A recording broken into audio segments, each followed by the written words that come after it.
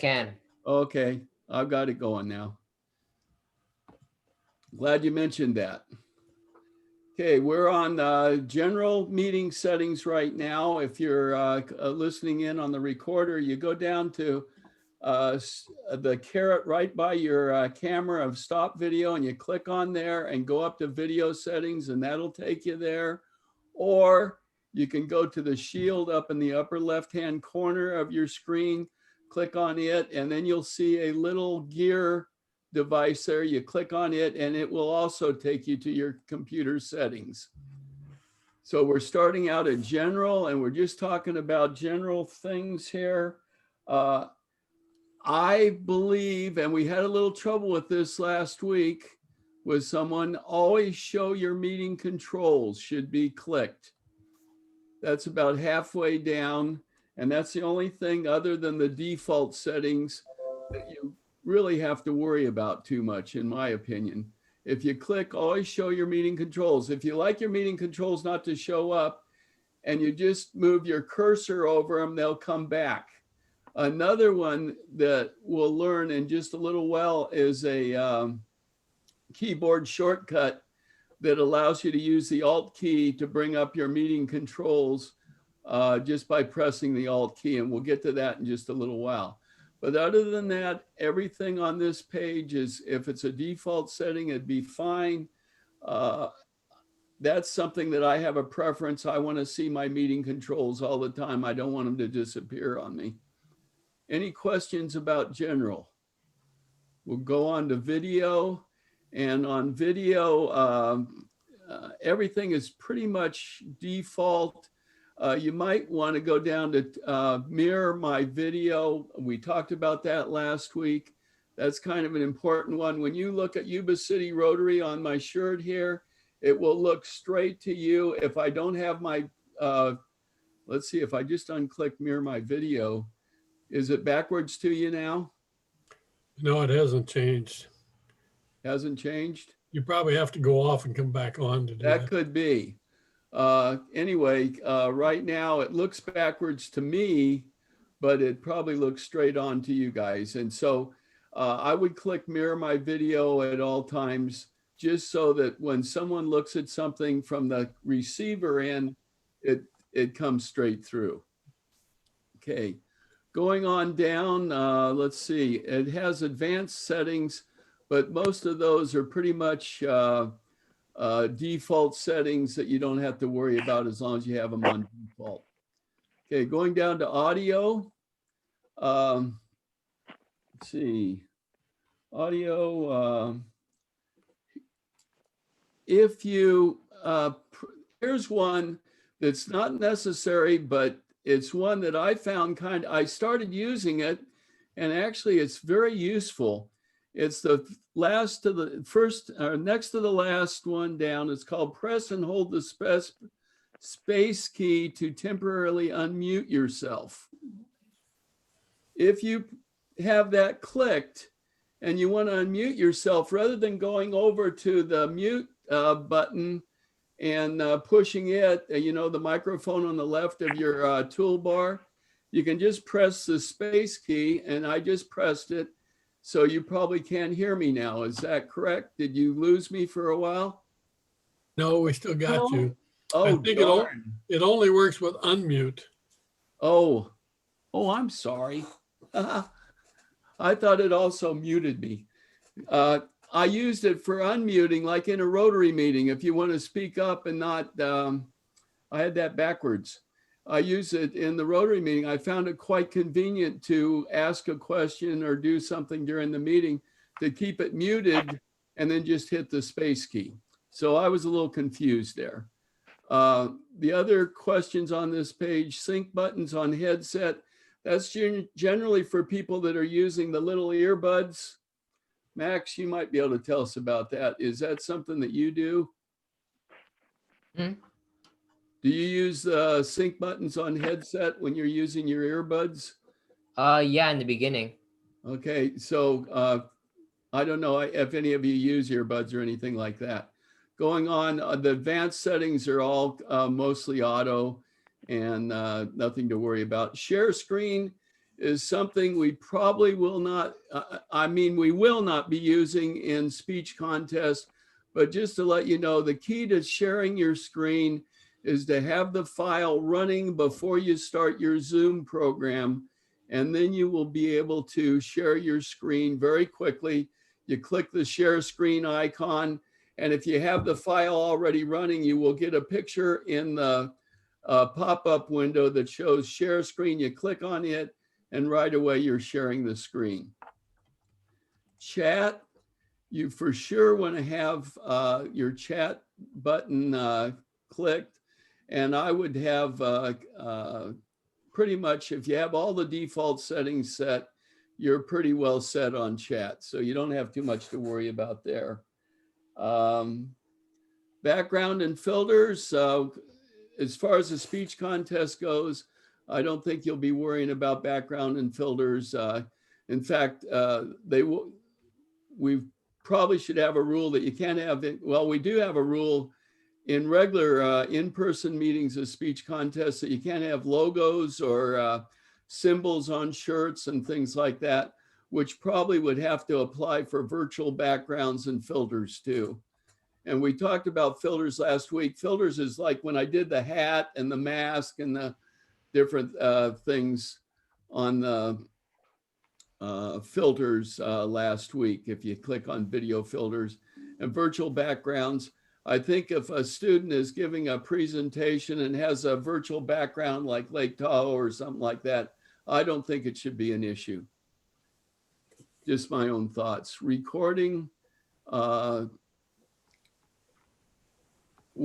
recording isn't an issue in speech contests because we're not allowed to record the speech contests by district rules. There can't be any recordings of any of the speeches. So that's kind of out anyway. Profile, if you click on that one, is everybody following me as we go down these? Going pretty fast. No, I have a question. Go ahead. Could you share your screen so we can see where you're at? I wished I could, but when I share my screen, it doesn't come up. Because it's hard. I'm on my phone, so I can't follow what you're instructing. The biggest, oh boy, this is going to be a bad night for you. Are you on your cell phone, you mean? Yes. Oh, okay. I thought you meant regular phone. When I share the meeting settings in just a few minutes, you will be able to see them. Okay. And the regular settings, I believe on the cell phone, if you look at the top of your cell phone, it's probably the same as the iPad, and you might be able to click a down arrow and get these settings. We're going to be done with this in just a couple of minutes because I'm going through it really fast. These settings are only for your personal computer. So these are just things that'll be conveniences to you in a speech contest. They will not affect the general meeting as far as the speech contest goes. So if you go back and watch the recording tomorrow or some other day next week, you would be able to probably follow by going on a regular desktop or even an iPad or a laptop and see what the meeting settings are that we're going over right now. We're going to go really quick. Statistics, that's kind of more of a fun page than anything. It tells you what percentage of your computer you're using for Zoom and overall and memory and that kind of stuff. I'm just barely using the memory in my computer. So it's interesting, but not that great. Feedback. What I'm doing, Andrea, is just going down all the major things on the general screen. Bill? Yeah. Okay, for some reason, I'm sorry, I just couldn't get my video to start. So I'm able to unmute and mute, and I've been kind of playing around with start video. I don't know, I'm on my computer tonight, so something's kind of goofy, but I'm here. You're not getting the video either? When I have the slash through my start video, I can't open it at all. And I go to settings and I'm trying to do something, but so that was my mom's iPad that said Anne's iPad. I was trying to see if I could try it on the iPad. Go to set. That's an iPad right now you're on? No, I'm on my computer, but I was going to open it and see if I can do it on her iPad. So if it does come up as Anne's iPad, that's who that is. I'll Well, try it. Click your up arrow on the stop video, and there should be a test video on there, I think. Yeah, it's on my computer. It doesn't. I've never seen this before. I don't know. So If you click that up arrow, does it say the name of the camera that you're using? it just says select a camera to switch. So maybe I've got something goofy. You've got the wrong camera selected. Okay, I'll have to play with that then. Okay. But I broke my iPad and I need to get a new one. So Having a bad year. I'm playing around, yeah, with what I've got here. But I'm here. Okay, go on ahead. Well, you'll be able to get it tomorrow anyway, on maybe another computer or something. Sure. I just wanted you to know I can follow along with you and you're doing great. Okay, keyboard shortcuts. These are really pretty neat. And some of them you'll use more than others. Like I said, in Zoom, there's 2 or 3 different ways to do everything. And the keyboard shortcuts are another way to do things. And one of them that I like a lot is view the previous page of video participants in gallery view and view the next page by going page up and page down. So if you click those, that will enable your page up and page down to work rather than scrolling through them.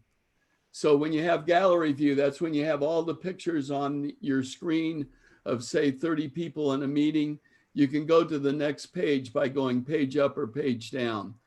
It says always show meeting controls, like is the next one down there. If you click that one and you press Alt, it makes your meeting controls show all the time when you press the Alt key on your keyboard.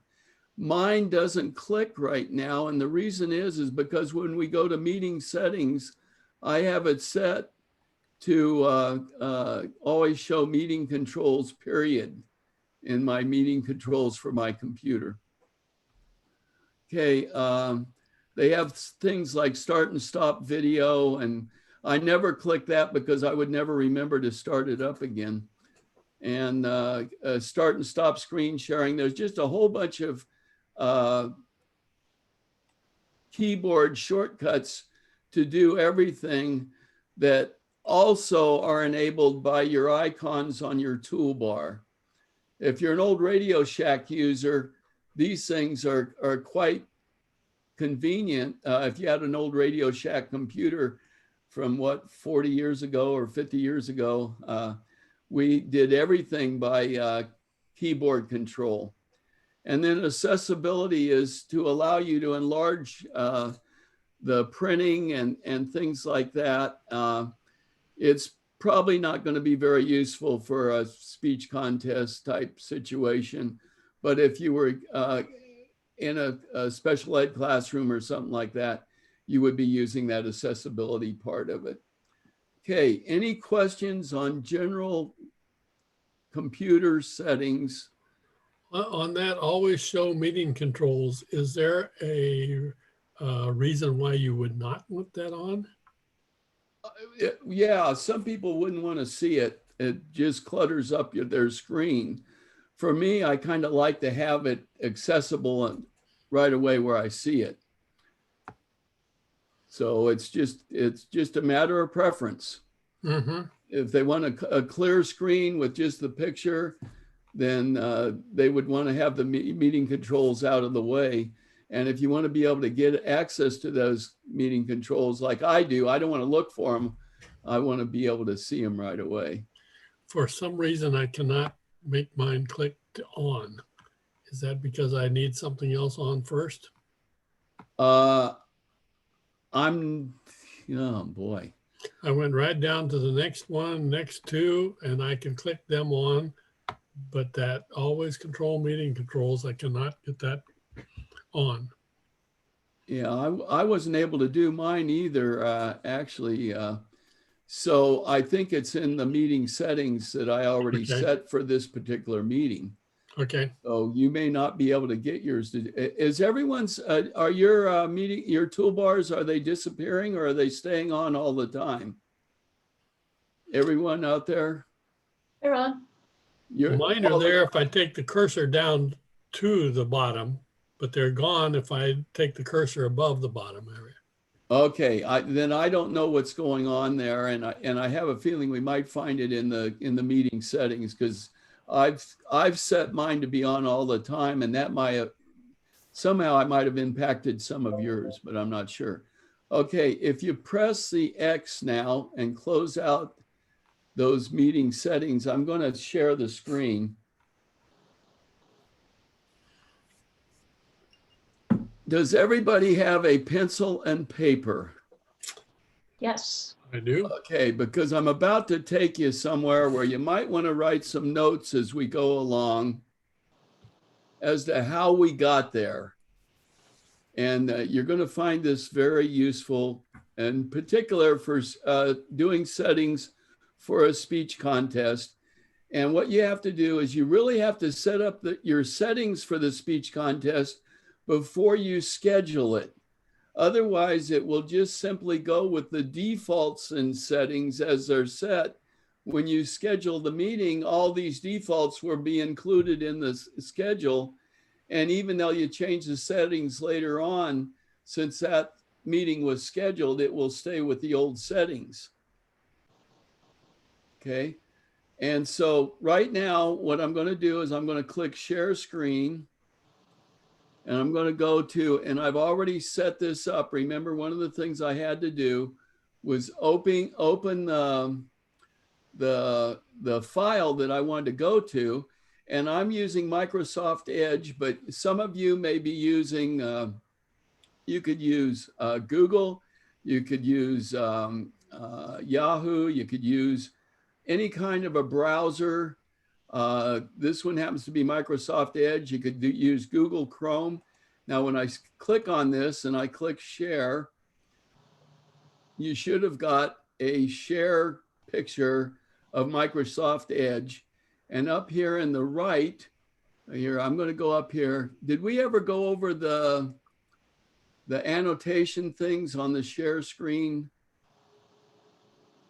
What was that? Up at the top of my share screen, there's a thing called annotate. And I believe the share screen also shows on your computers, and I believe it should say annotate on yours also. Does it? I don't see it. Okay. Well, when you're practicing on your own, start a file like Microsoft Edge or Yahoo or just anything, you can just start an email file, shrink it with the bars up at the left, and then go into your Zoom account and practice sharing the screen. And it's kind of easy to do. And if you run two computers at once, one thing you can do is look and see what other people are seeing at the same time you're showing, you're running a meeting with yourself, and you can share the screen and see what's happening. Up at the top of my screen, which isn't visible to you, I can see that from here, I think, is an annotation bar. And I'm going to click on that bar, and I'm going to click, and notice how now my cursor is highlighted with a red thing. Does that make it easy to see? Yeah. You should be able to see it. So I'm going up here to the far top address bar, and I click there. And this is something you're going to write down: zoom.us,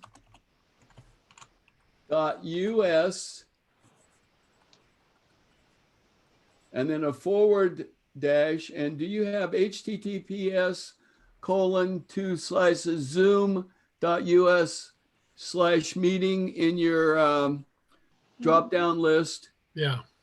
Okay, click on HTTP, well, don't do it now because I'm going to keep the screen shared, but you'll be able to see, I'm going to click on that and it's going to take me to a sign-in sheet for Zoom meeting settings. Now, when you made up your Zoom account, and I assume all of you have Zoom accounts, am I making a bad assumption here that some of you have clicked on the link and came straight to this meeting without using a Zoom account? Because one of the things we have to do to get in to schedule a meeting is you have to go into your Zoom account. And it says sign in. See, they got sign in right here. Well, remember, you can do things in Zoom about 4 different ways. And one of them is to type in your email address that you use for your account and your password that you used for your account. And then click sign in. I cheat. I use my Google email address, and then I can sign in with my Google email address by simply clicking sign in with Google. And then it says choose an account. And one of my accounts is highland.bill@gmail.com. And my other one is the one that I used in the recruitment video, rotarydoctorzoom@gmail.com. And so I have this one under highland.bill@gmail.com. And then I just click on there. And I go into meeting. And you see right here, if you, I don't know, if some of you have real small screens, you probably can't see this very well. But it says Rotary Zoom Learning Adventures drop-in meeting. And it says join, edit, and what the meeting number is. And notice the meeting numbers are the same for each of these. And what I'm going to do now is drop down, it says profile, webinars, recordings, and settings. Profile is simply my personal profile for the meeting. Meetings is all the meetings that I've scheduled so far. Webinars is if you're doing a webinar, you're getting up to over 100 people coming, and you're not expecting them to respond to anything. In other words, you're going to give a lecture over a webinar to maybe 1,000 people, and there will not be a way for them to respond to you except for maybe chat. And recordings, I'm obviously recording this meeting, and when I click on recordings, oh boy, I forgot to delete today's meeting. And so I think, or last week's meeting, but it was only 304 megabytes. So hopefully I can get both of these meetings onto 1 week's worth of meetings. Because remember, I had 875 megabytes in our first meeting. And so we're going to end early tonight, whether we want to or not. So don't everybody smile at once. At any rate, I'm going to try to leave this other meeting on so that people can go back and see the previous meeting as well as this one and get caught up if they need to. Okay, now down here is settings. This is the critical one for today's meeting. Settings are the ones that you want to make sure are set for your speech contest. And right up here at the top is waiting room. That's the very first question. You notice I have it turned off, because if I had it turned on right now, when you came to this meeting, you would be in a waiting room until I let you into the meeting. Here's our choices. We have about 3 choices for a speech contest. One is we have to get the student contestants renamed before they appear before the judges and before they appear before the guests. To contestant 1, contestant 2, contestant 3. And there are several ways we can do that. One way is to have a waiting room and have the students show up a half an hour early in the waiting room. Then we bring them into the regular meeting by hand. I allow them in one at a time at 6:30. We have a little number or something. We have to have a way to choose which order they're going to do their presentation in.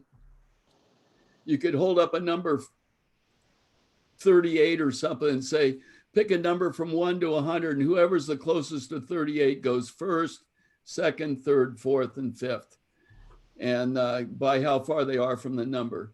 And then they rename themselves, or your technology coordinator renames them, somebody renames them.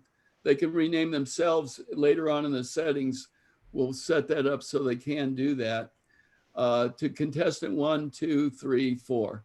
The other thing we want to do is we want to identify the judges, the timekeepers, the tellers, the technology coordinator, and the speech chairperson by putting speech chairperson Bill Hyland, Judge Bill Hyland, whatever it is, in the first part of their name, so that when the screen name comes up, it'll say Judge Bill Hyland or whatever it is. That will enable the technology coordinator at the end of the competitions to transfer those people to a breakout room to make the final decisions on who's first place, second place, third place, and things like that. So the waiting room would be very useful for that. I've been thinking for about 2 weeks now, since I kind of got disturbed with waiting rooms, with people going in and out of a meeting and stuff like that. I thought, in the average speech contest, it's probably not going to be that big of a problem. But if you got 30 or 40 people in a waiting room, you can admit them all at once, or you can admit them part at a time and things like that. And I thought, I really want to try to get away from a waiting room. And so I think that I'm recommending that everybody have at least a short practice meeting before the speech contest, the actual speech contest, like the week before or something, where you would have the students rename themselves there in that meeting, and the judges and the tellers and the speech chairperson. And so in the practice meeting, you get all this other stuff taken care of, so that when you go into the actual meeting, they can rename themselves the minute they get in, or they can rename themselves right when they log in. When you click join meeting, it says, do you want to rename yourself, right in the title page of when you're joining. So if you had a practice meeting ahead of time, all those things could be taken care of prior to the meeting.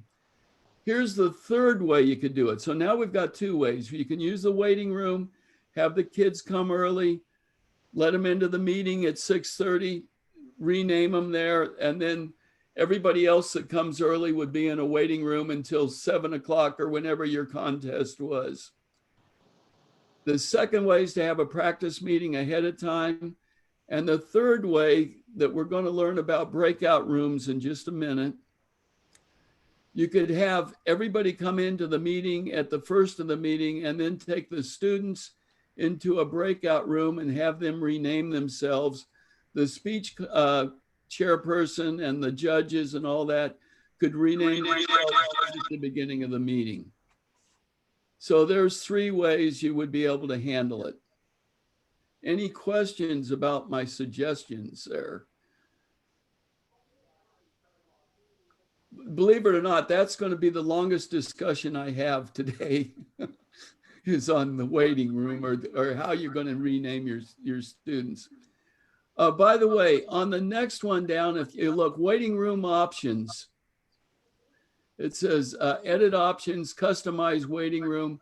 If you click on that, you can write a message to the people waiting in the waiting room. So you could say, it has a default message. Let me see if I can get it to come up. Please wait, the meeting host will let you in soon. And then you can add things to that. See where the little pencil is right there. If you click on that, you can edit the waiting room to say anything that you want it to. while they're waiting. Okay.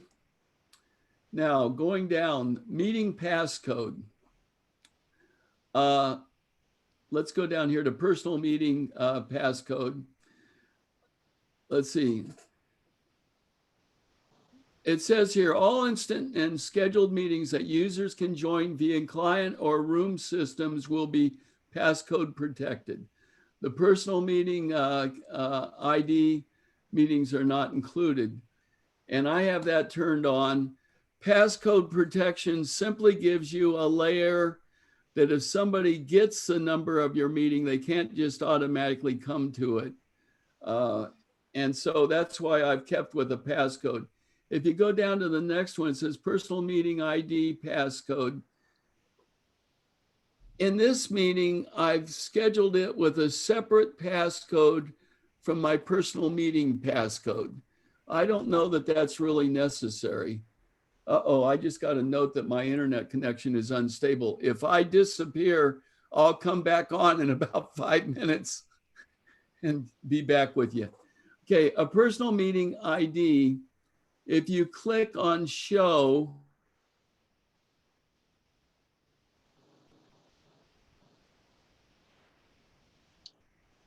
Yep, we lost him.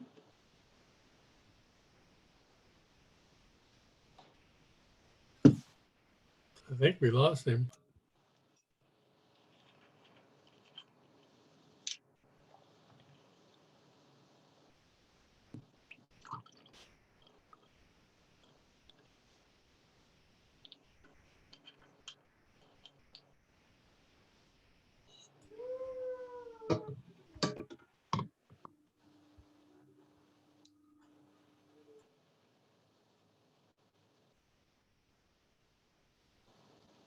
whoop, you still there, Max? Did we lose everyone? No, it was just you. Just me? Yep. Oh, man. Did somebody disconnect me? Okay, let me see if I can get back to where we were. Let's see, I need to share screen. Oh, shoot. Okay, now here's a good lesson for us. My share screen collapsed on me. So what I'm going to do now, if you have this problem, is I'm going to click and shrink my page and shoot, I'm going to go into Google Chrome and start it up and then click back to the meeting.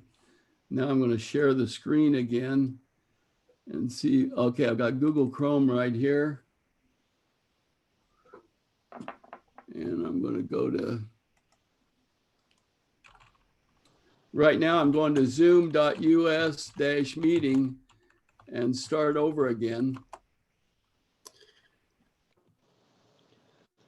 And we've got a blank screen saying that you're sharing, but nothing there yet. Now we got your. Okay, hold on just a second. That's because I signed out, place, sign in with Google. Okay, now do you guys see me now? Not. Okay. We're back to the screen that's got us all on it. Okay, hold on just a minute. I'm having a problem here.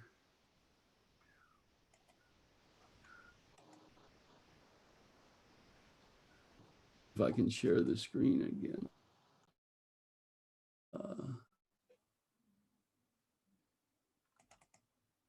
Okay, now you guys should all be there. And I'm trying to go to zoom.us/meeting.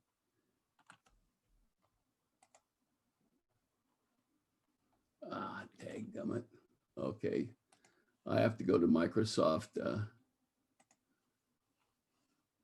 Well, this just goes to show how things can get screwed up. And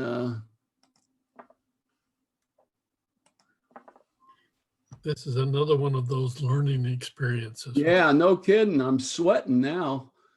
Okay, now I've got it back on. Okay, I should have, there's Zoom. Okay, there you are.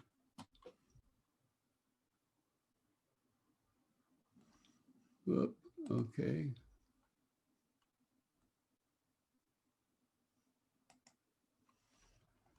Okay, and you guys don't, okay, there you are. Well, for some reason oh, there you are over there. Okay, I'm back, I hope. Okay, let's see if we can get a share screen out of this. Okay, let's see. Okay, now I'm back. And You're sharing your screen. you got me now? Okay, there we go. Well, this is a perfect example that, boy, when you're running your meeting, you better be pretty comfortable with Zoom because you might have some interesting problems once in a while. Okay, we're back to settings and we're down to meeting passcode. And when I think the problem was when I clicked on show my passcode, I don't think Zoom liked me doing that and sharing it. So basically I was down to, let me get annotate, when I came down here and I clicked show my passcode, that's when I disappeared. And I'm wondering if it doesn't allow me to do that. Okay, require a passcode for participants joining by phone. And I have that clicked on, but I don't think many people are going to be coming to the speech contest by phone. Embed passcode in invite link for one-click join. I have that turned on. When you do the link to join your speech contest, like I do for this meeting, the password or passcode is embedded in the link when you click on it so that you can get directly into the meeting. If you don't have that clicked, the person tries to join the meeting, and because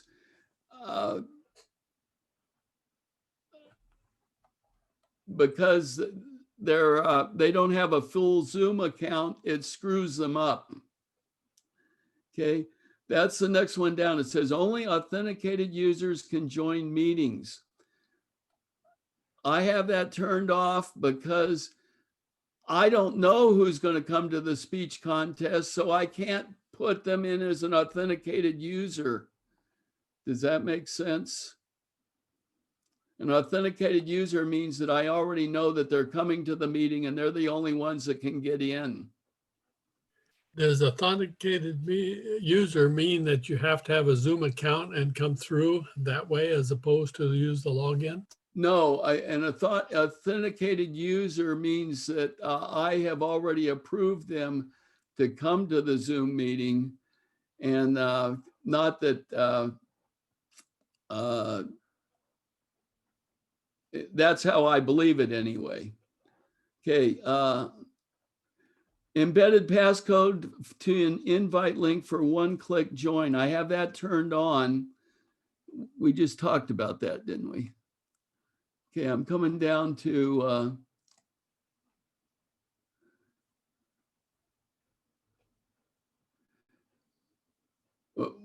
it depends on whether if the waiting room is enabled, phone only users will be placed in the waiting room. If waiting room is not enabled, phone dial-in only users will be, and be allowed to join the meeting is what I have clicked as a default setting. Only authenticated users, we've talked about that just a minute ago. Okay, schedule the meeting. Okay, we're down to, is everybody following me now, I hope?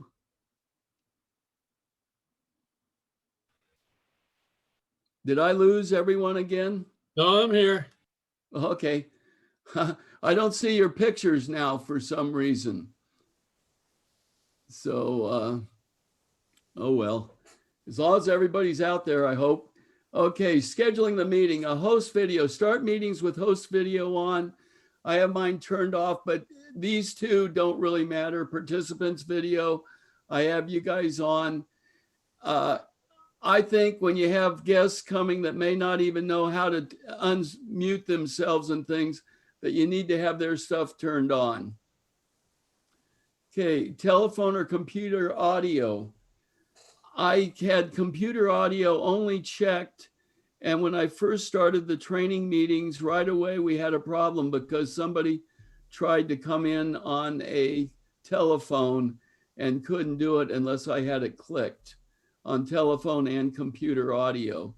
So I recommend highly that you click telephone and computer audio.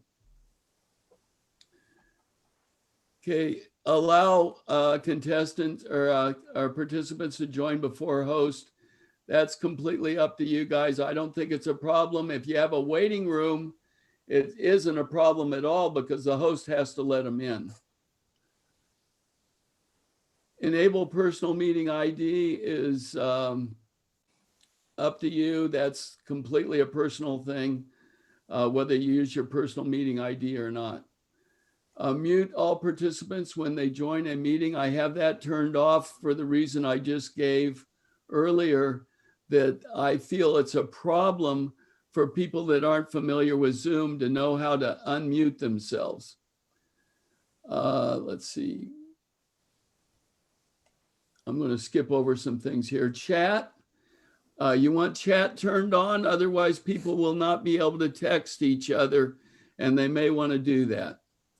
And then I have private chat turned on also. If you can't turn that off, then only people can only chat with the host. Okay, auto saving chats. I leave that turned on because if people want to save their chats, it's not a problem to me, and it's probably a benefit to them to be able to save them. Sound notification when someone joins or leaves. I have that clicked. Host and co-hosts only, not everyone. If you play sound for everyone and you're having a speech contest, that ding dong could be going off all the time. So it's for hosts and co-hosts only when I run a meeting.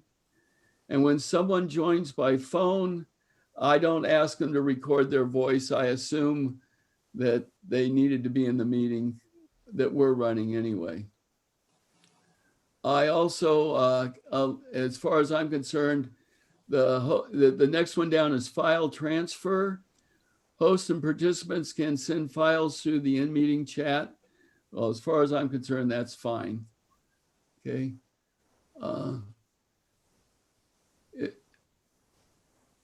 I hope everybody's still with me. Can everyone hear me? Dean can. Is anyone else out there? Yeah, I'm here. Oh, okay. Because all my pictures went out, and I don't know why that happened. And okay. Next one is display into meeting experience feedback survey. I have that turned off. If any of you want to send something to Zoom, I believe you can do that. I just don't ask you if you want to. That's what that particular one is. A co-host is very, very helpful. I've used Hilomi and her son, my grandson Max, as co-hosts, and they've been very beneficial to me in like recording who's here and things like that. Polling, the only people that can create a poll are people that have a pro Zoom membership. If you're a basic membership, you can't get polling. So I believe that your technology coordinator needs to have a pro membership at least for 1 month, the 1 month of your contest, and then they can cancel it right away if they don't want to stay with it. Can the co-host be involved with the polling? Yes, I think, Max, are you on? Uh-oh. Yeah, I'm here. Are you able to poll? Do you have a polling icon on your computer right now? I don't think so. I don't see Okay, it. the host may be the only one that can run a poll. The other interesting thing is our polls don't show up on the recording. So you pretty much, I don't know if any of you know how to do a screenshot. On a Windows computer, you go Start, Shift, S, and a little bar shows up at the top of the screen. You click the first bar in there, and it turns the cursor into an X. And you just start on one corner of what you want to copy, go to the other corner and down. And when you let go of your mouse, it screen photos whatever you covered with the mouse and puts it on your clipboard. And then you can copy it into an email or any kind of word processing or something like that. And you would be able to record our polls that way. Can you go back and start that over? You said something about start control. Yeah, you hit Windows, it's a start key. It says start, Shift and S. Where's the start? It says start right next to it. It's a Windows flag, and it's only on Windows computers and keyboards. So if you have a Android laptop, which I don't know what kind of a laptop you have, but you'd have to have a Windows keyboard. And I know a Mac can do the same thing, but it's a little different. What you do is Google screenshot on whatever kind of computer you're using, and it will tell you how to do a screenshot. Okay, moving along here. I feel like I'm talking to myself a little bit here. There's several options for screen sharing: host only, all participants, and who can start screen sharing, host only or all participants. I have changed mine from the default of host only to all participants because I figure if I'm in a Rotary meeting and somebody's a guest speaker and wants to put on their PowerPoint presentation or something, I don't want to be looking for how do I get him to screen share. It's automatically available to him. Now, if you're teaching 3rd grade, you may not want that. That's all I have to say about that. Teaching 3rd grade or 3rd graders. Oh, yeah. Okay, annotation. That's what I'm using right now to highlight my cursor. And I assume, Dean, you can see that and everyone else can. I'm moving it around now. Yes, it can. Annotation is when you're sharing your screen, you click annotation, and it's one of the things that you can use. Under Spotlight, it clicks. And that way you can highlight your mouse. I have allow saving of shared screens with annotations. And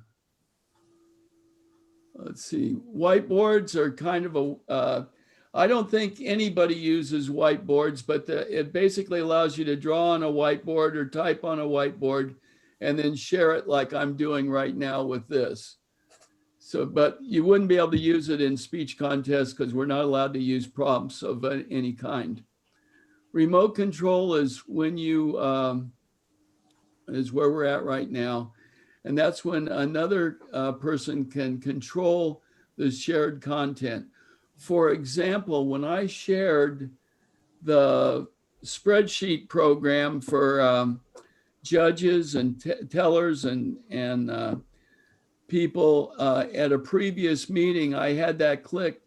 So if any of you wanted to put a score in there, you would be able to do it. Nonverbal feedback are the little icons in the participant thing that at the bottom of it, clapping hands and thumbs up and things like that. Okay, meeting reactions are another one. It's on the toolbar. And if you have that clicked and you have an updated Zoom account, there's about 6 of them, which would allow, when I was first doing this, I thought, well, we don't want to have meeting reactions. But then I thought about it. People don't really have a way to share after all the contestants are done if we don't put meeting reactions in. So I would have that turned on for my speech contest. Allow removed participants to rejoin. I have that turned off. I figure if I remove somebody from a meeting, I don't really want them to come back in. And remember, the way you remove a participant, you click on participants, you get the participant drop-down list, and out there under more, remove the participant is one of your choices to get rid of them. So if you got somebody that's playing music during your speech contest and refuses to turn it off, or is a problem of any kind, you can just go to the participants drop-down list by clicking on the participant icon, click on more, and click remove the person. The other thing you can do is mute their microphone and then not allow him to unmute it would be another option. Okay. Report to Zoom as if you have a problem. Now here's one that's critically important for speech contests. Breakout rooms.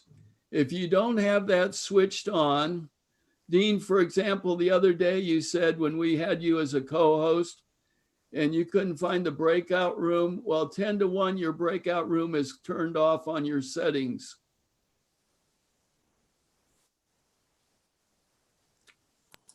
Are you still there, Dean? Yep, I'm here. Okay, did you understand that? I think, yes, I think so. Okay, so breakout room is 2/3 of the way down the list. And when you go back and you're practicing your Zoom contest and you go to zoom.us meetings, go down to settings, one of the things you want to be sure to do is go down and click turn on breakout rooms. There we go. Then it says allow host to assign participants to breakout rooms when scheduling is right there. I do not have that checked because there's a very strong possibility that I won't know who the participants are or all of them or who the judges are or whatever. And so I can find that out as I get to the meeting and rename them then. Okay. Remote support is an interesting setting. I have it turned off. It basically allows you to go in and take over someone else's keyboard and show them what to do. We would not be doing that during a speech contest. When you're tutoring a student, it would be very useful. Bill Kinsey, my old college roommate, used remote support with his grandson when he's helping tutoring him. Closed captioning is a way to, you know, like on television, they have closed captioning. Well, you can do it on Zoom also, but somebody has to type it in. And the problem is it's be kind of a job as compared to television that has it already done. You can also have closed captioning paid for a service to do closed captioning for you. I don't think that's something that we have to worry about. Far in camera control, I don't think we're going to worry about. Activate higher quality video for host and participants. I have this clicked. It says group HD video. Maybe I wouldn't have disappeared a little while ago if I didn't have that clicked. It takes up bandwidth to run HD video. Then we have virtual backgrounds. And if you don't have that turned on, it doesn't allow you to have virtual backgrounds. Although remember, with Zoom, there's always 2 or 3 ways to do everything. So when you go on the meeting settings, you can activate your virtual backgrounds in the meeting settings. Whereas if you have it turned on here, you don't have to bother to do that. You can go directly to virtual backgrounds and make them work, or video filters. Somebody said their video filters didn't show up last week. 10 to 1, their settings on their computer were off for video filters. And that's this one right here. I have mine turned on. I find them kind of fun, but okay. Identify guest participants in the meeting webinar. I have that turned off because I really don't want guest participants standing out. I want them to be just guests. Auto answer group and chat. I don't use that because I don't have groups in chat. email invites, as I told you before, I do not have my emails attached to Zoom, so that doesn't work for me. If you're a real technical user and you have your Gmail or your Outlook emails and your contacts attached to your Zoom account, you may want to look at that. Allow users to select stereo audio in their client settings. I have that on. That would be mostly for somebody that's listening to a concert or something and they're using stereo audio in their settings. And I thought, well, if they got that kind of equipment, let them use it. Allow users to select original sound. Hold on just a minute. You guys are talking me to death. Original sound. Remember when we talked about the sound being filtered in our meetings, our computer settings? That's exactly what this means. And you would allow someone to go back to original sound. If you're listening to a concert or something, apparently it's better if it's on original sound, so you get some of the more unique sounds coming from the music. But for speech contests and things like that, we want it turned off. We don't want original sound. We want it to be refined and as good a sound as we can possibly get. Select data center regions is the next one down here. What happens with Zoom for safety's sake is they have these safety centers and they route your meetings through it. You know, in other words, your video signals and your audio and all that. And what they do is find the most efficient places to have it go to and then spread out in a meeting. And so if you turn that off and tell it to only use certain places, you don't have quite as an efficient of a meeting as you have if you have it turned off. I mean, if you turn it on, it limits where it can go. Here's one that's very important for you to have on. Show a join from your browser link. I have that turned on. If I don't have that turned on, for instance, when some of you click on the link to come to a meeting rather than go through the Zoom meeting process of a regular program, you will not be able to get to us. Okay, that's a pretty important one to have that one turned on. Woo! Seems like these never end. I do not stream any of the meetings. I don't know why somebody would do that. I guess they stream live meetings on YouTube and FaceTime and different things. I haven't done that, so I don't know about that. And you could probably read up on it. Show a custom disclaimer when starting or joining a meeting.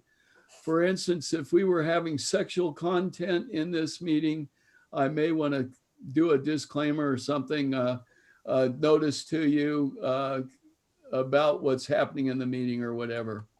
Request permission to unmute. I turned that on, but I haven't used it. Remember, we do not have the power as a host to unmute somebody unless we give them or they give us permission. I haven't asked for that permission, even though I've got it turned on that I could. Okay, I have, when a cloud recording is available, that's email notification. I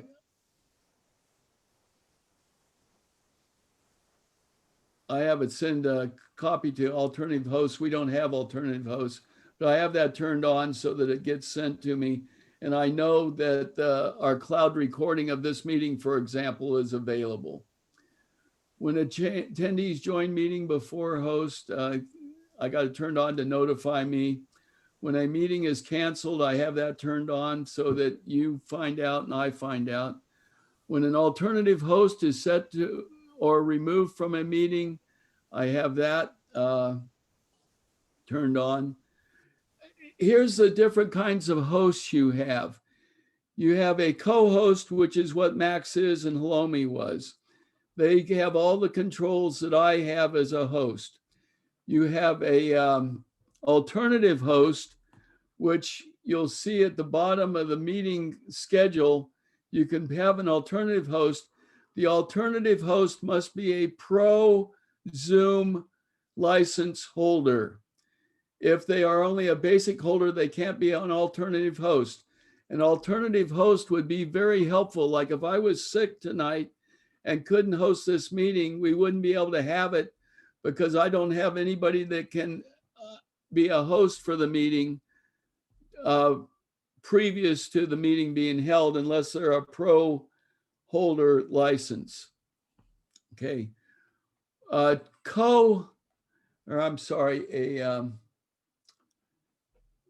Anyway, an alternative host would be able to start the meeting. You can also have somebody scheduled a meeting for the host. I don't do that because I don't have anybody with a pro license that can do that. When the cloud recording is going to be permanently deleted from trash, I get a notice 30 days before it's deleted. Invitation emails, we've already talked about that. I don't do that.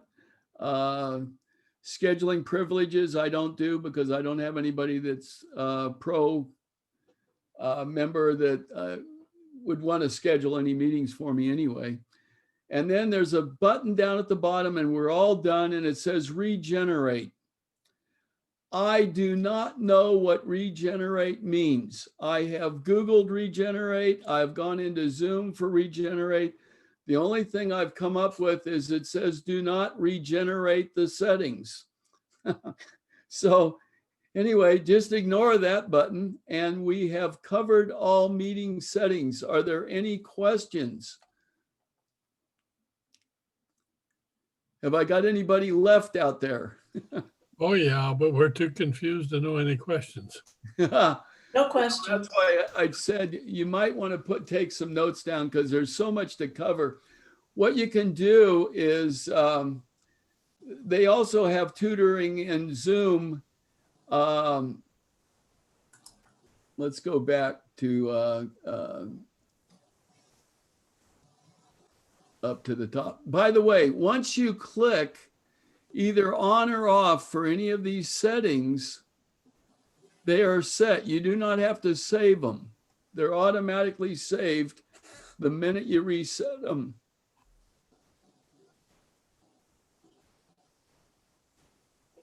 When I first started on Zoom and I discovered these settings and started going through them and setting them how I wanted it, I discovered that I had no way to save them and I didn't know what to do. Well, the thing is you don't have to save them.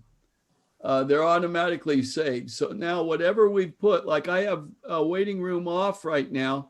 If I decide to have a waiting room for my speech contest, I need to make sure to turn that on. Okay, now I'm going to go over to schedule meeting. Geez, what time is it now? 8:08. Oh boy. This won't take long here at all. And then you guys can take eliminate me from your computer. Okay. Schedule a meeting. If we want to schedule a meeting, you click on schedule a meeting and it says host video on or off. I would click it on. Everyone see what I'm doing here? Participants video, I always would have the participants video on. Audio type, I always hit telephone and computer audio. Allow participants to join before host. It depends on whether you have a waiting room or not as to whether they can do that. For a general meeting like we've got, I've got that clicked yes, so that you guys can talk to each other before I get here. If I get here like late this morning or this evening. If you're using your personal meeting ID, like if you're doing a family meeting, you might want to just use your personal meeting ID. That way the number's the same year after year for them to use, and they don't have to start using a different number. Let's see. There's one here called mute all participants when they join meeting. I've got that on off. Once again, my feeling is that when you have somebody that really doesn't know Zoom, you don't want to be describing to them how to unmute and they can't answer and respond to you. Okay, I don't use the upcoming meeting reminder, and the reason I don't is because I do not have my email attached to the Zoom. Okay, chat, I have that on, private chat. Okay. Well, we're going through all the meeting things again. I thought we'd move to schedule a meeting. Whoop.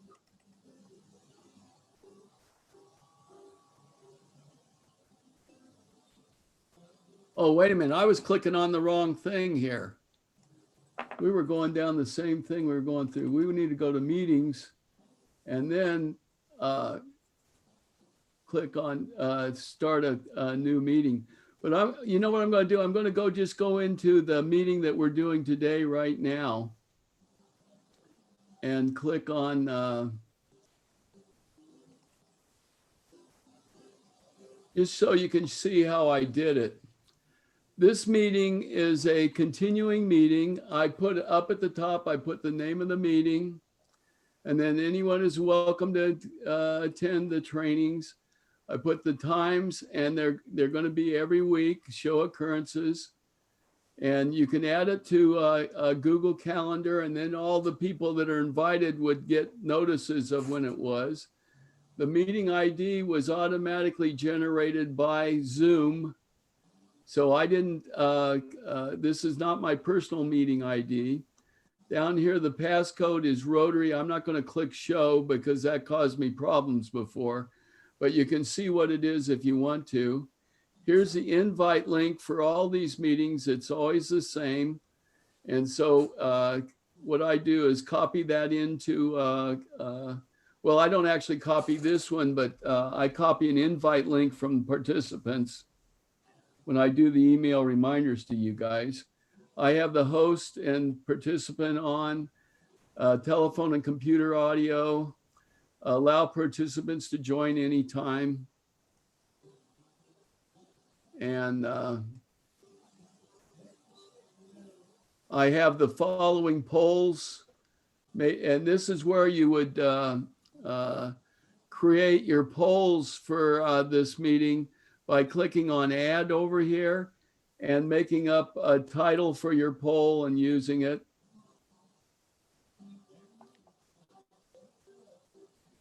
And then when you've got all that done, all you have to do is click save. Oh, I've already got it saved. When you create the setting for the meeting. See up here on the right, schedule a meeting. You click on that, that gives you the blank form for scheduling the meeting. Everyone see right where I'm showing? Mm-hmm. Okay, I am going to stop the share now and go back to the regular meeting. And I still have some of you left. I'm surprised. This has been a meat grinder day. I don't have anything else to cover. Any last minute questions from anybody or that? You know, I really piled it on.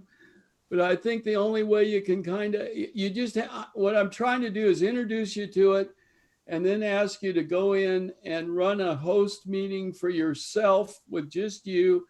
If you have an iPad or something, you can run it as a share thing to see what it's like to share and what it looks like. And try it out.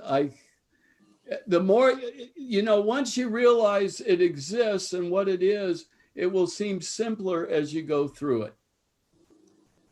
And what concerns me is we have so many people that aren't here I wonder if we're going to, how many Zoom contests we're actually going to have actually. Because I think a lot of people think that they really know Zoom, and I don't know about you guys, but man, there is a lot to this program, and to run a speech contest, you kind of have to use a lot of the stuff that's in there, because you can't just hold a meeting and have a speech contest, I don't think. But maybe I wanted to be a little more refined than some other people. For example, next week we're going to cover breakout rooms and the spreadsheet and how to do an actual meeting from start to stop. And if there's only 4 of us here or 5 or whatever it is, I don't think somebody that hasn't been through this would be able to do it. But maybe I'm crazy. There's a lot of people that use an awful lot of Zoom that probably know more about it than I do. So Well, I appreciate what you're doing, and I'd like to have you continue if at all possible. Well, I'm continuing, Dean. I'm having a good time. Good. Even if all you guys are going crazy. But that's all right too. Anyway, I'm probably running short on time on our recording because we got it. We tried to get it started a little late. I will be back next week, and I'll have the meeting minutes out in the morning with where you can actually get bored to death listening to this again if you want to. But I think the biggest suggestion is once you've heard it, you kind of have a feeling of where it's at. Now go to zoom.us/meetings and go in there, and you have up on the right, schedule a meeting. Just go in and schedule one. You can just delete it later on and try it out. Make your settings up, schedule your meeting, go into your meeting and see how it works and see if the settings you set worked. And, once you do it a couple of times, it really gets a little more comfortable to do. And there's a whole bunch of things in those meeting settings that you don't mess with.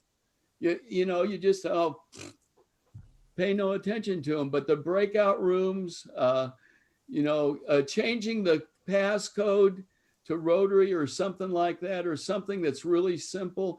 Don't use the passcode that they make for you automatically. You can erase it and make your standard passcodes that are something that's easy to remember. And in fact, I use Rotary. I'll let a secret out. I use Rotary for all my family passcodes and everything. That way I don't even have to think about it, and no one else does either. But it also keeps anybody that doesn't know that from getting into a meeting that I really don't want them in. They call that Zoom bombing. So anyway, any last minute questions? I'll see you guys next week. You guys are my fans. Thank you. Thank you. Really appreciate what you're doing. Good night. We'll have fun next week. This is the worst meeting of all of them.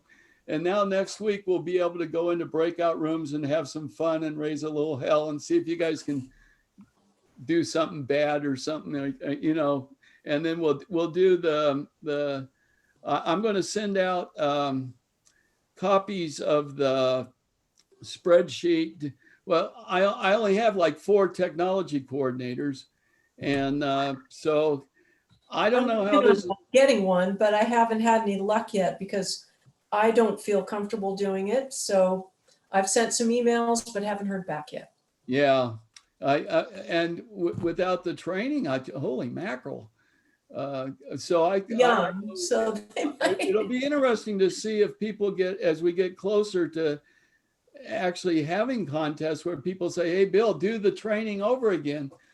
And I believe it or not, I'll probably be able to do it much more efficiently again than when the first time you went through it, like you guys had to suffer through the first time. And so, it'll get better. I can see the possibility of you asked to be training for specific areas, like for the person that's running the meeting and for the judges and for right. And for... Well, that's what I tried to do with the next 2 meetings. The next meeting is supposed to be for judges, tellers, and timekeepers. And then the next one was supposed to be for technology coordinators. But what I'm going to do is do the whole thing next week And you guys will have to be more comfortable with it. If somebody just comes into the meetings next week, they're going to go, oh, crud. So anyway, see y'all later. Max, you still there? I need to talk to Max. Max, you still there? Oh, ask to unmute. I'll click him. He's muted, but I don't know whether he's asleep or not, but he's muted. He might be asleep. Okay. Well, thanks again, Bill. Take care. Yes. See See you next y'all week. later. Bye. Amy, so long if you're still on. Andrea. Bye, everyone. Thanks, Bye. Bill. Max, you still there? Did we Yeah. wake you up? Hey, listen, Max, did you write down the attendees? Yeah. Okay. This time I want you to send it to billhighland@comcast.net. Don't trust your icons. They aren't working. I know. That's what I did last time. But I don't know who Pop Pop is. I don't either. Oh, Pop Pop. Oh, that's a good question. I didn't think of that. Oh, Yeah. well. And then Anne's iPad. I think that was Ann's iPad is our iPad here at home. And you know what? I might have had it running in the background. Okay. You know what I mean? Because I was practicing sharing computers this morning, and I'll bet you that was running in the background, and that's why it's popped up. And I don't know who Pop Pop is either. Jeez. Yeah. I didn't even think about that. Well, your mom, is she still not feeling too well? I don't think so. Oh, man. But there was one guy, I forgot his name, but he popped in and then he was here for like 2 minutes and then he was gone. Oh, was he? Yeah. You didn't catch his name, huh? Oh, well. No, I didn't. I just saw him come in and Oh, then, gosh, I need to stop the recording. So.